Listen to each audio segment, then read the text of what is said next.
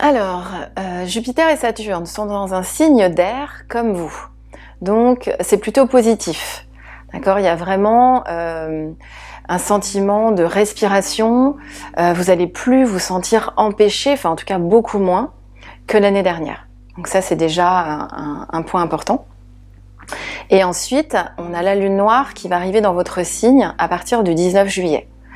Donc la lune noire, elle est là pour vous réveiller, vous révéler et vous montrer grosso modo ce que vous ne voulez pas voir de votre vie. Donc c'est un moment important où vous allez pouvoir vous regarder, donc c'est une période d'introspection importante.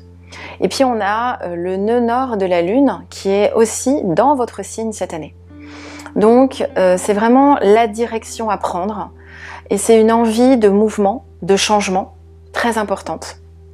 Alors ça peut être un déménagement, ça peut être mettre en place de nouvelles pratiques, ça peut être mieux communiquer. Voilà, posez-vous la question de savoir ce que vous voulez changer dans votre vie. Vous l'avez peut-être déjà ressenti, hein, puisque le nœud sud est déjà arrivé depuis quelques mois dans votre signe. Ce qui marche aussi d'ailleurs pour les ascendants Gémeaux. Voilà, quel chemin je veux donner à ma vie. Alors au niveau affectif et au niveau professionnel d'ailleurs, les deux marchent ensemble puisqu'on a Mars qui est dans votre signe du 5 mars au 24 avril. Donc Mars, c'est la planète de l'action et la planète du désir.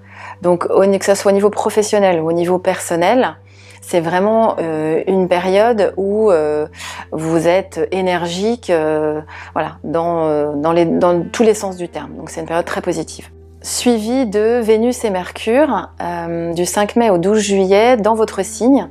Donc Vénus, c'est la planète de la chance et de l'amour, et Mercure, la planète de la communication, des échanges, du commerce, du mouvement.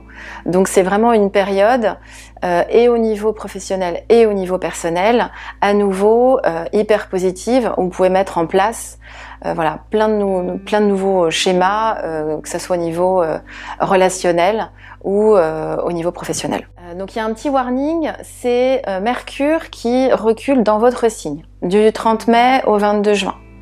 Donc comme c'est dans votre signe, on va dire qu'il va toucher à peu près toutes les facettes hein, de votre personnalité. Donc là, on fait vraiment attention à la communication. On fait aussi attention à nos relations avec nos frères et sœurs, voilà, la fratrie, nos enfants. Voilà, comment on communique avec eux, et puis bien évidemment peut-être des petits problèmes de déplacement, de messages, incompréhension, messages mal reçus. Voilà, ça c'est habituel hein, quand Mercure recule. Donc voilà, faites attention à tout ça. Au niveau affectif, il y a une date importante, c'est l'éclipse totale de la Lune le 26 mai dans votre secteur relationnel. Donc ça peut être soit un coup de foudre, soit une rencontre incroyable à cette période, soit une prise de conscience par rapport à votre couple, soit un nouveau départ. Voilà, il y a vraiment il y a une ouverture possible au niveau affectif le 26 mai. Donc Mercure recule dans votre signe du 30 mai au 23 juin. Donc là, c'est un warning au niveau de tout ce qui va toucher, enfin tout ce qui touche votre vie en général, puisqu'il est dans votre signe. Donc là, on fait attention aux messages transmis, à la communication en général avec sa famille, sa fratrie, ses enfants. On fait attention aux déplacements.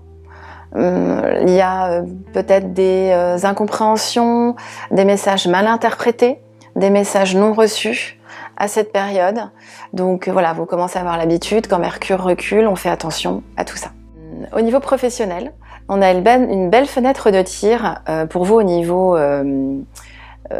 nouveau projet, puisque Jupiter sera dans votre réalisation pro du 15 mai au 21 juin.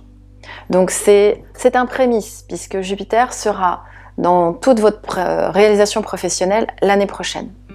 Donc vous avez, on va dire, un mois exceptionnel où vous aurez le vent en poupe au niveau professionnel. Donc là, voilà, on en profite pour mettre en place nos nouveaux projets, nouveaux challenges. Après, Jupiter va reculer jusqu'au 29 juillet dans cette période, donc en Poisson, donc un besoin de reconnaissance important va peut-être voir le jour chez vous. Mais c'est aussi beaucoup d'imagination et de créativité et d'intuition à cette période. Alors, le conseil pour les Gémeaux cette année, c'est vous faire confiance. Faire confiance justement à votre intuition. Faire confiance à tout ce que vous allez commencer à mettre en place et qui vont probablement se réaliser plus facilement en 2022. Mais vous pouvez déjà voir les premiers résultats dès la rentrée où il y aura déjà les planètes seront un peu plus clémentes. Et puis, comme un peu tout le monde, faire attention à vos messages transmis, à la communication cette année, puisque Mercure, votre planète, va reculer 3 fois cette année.